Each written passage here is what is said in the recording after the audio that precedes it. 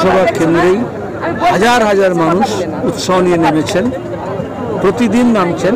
সমাবেশগুলো ঐতিহাসিক হয়েছে এবং এত মানুষ এর আগে রাজনৈতিক প্রচারে অংশগ্রহণ করেননি। কংগ্রেস এবং বামফ্রন্ট একসঙ্গে হওয়াতে তারা তাদের কর্মীরা যুক্ত হয়েছেন একটা বড় অংশের মানুষ যারা কোনো রাজনীতি করেন না, এনজিও করেন, অন্যান্য সংগঠন করেন বা ভালো মানুষ, দেশের ভালো চাইছেন, বিপদমুক্ত, তারাও নেমেছেন। তাতে এত বেশি মানুষের ভিড় হচ্ছে।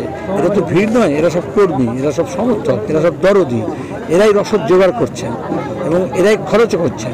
তারপরে দাঁড়িয়ে নিজের পয়সায় এতগুলো গাড়ি নিয়ে, ছোটো ছোটো গাড়ি, আমাদের তো বাস নেই, আমি হেলিকপ্টারে আসি না, আর ওরা সব এয়ার কন্ডিশন বাসে আসে না, সেখানে দাঁড়িয়ে খাওয়া নেই, দাওয়া নেই, তার মধ্যে সারাদিন কাজ করছে। এটা কেন করছে? কারণ তারা চাইছে দেশ থেকে মোদী সরকারকে উৎখাত করতে।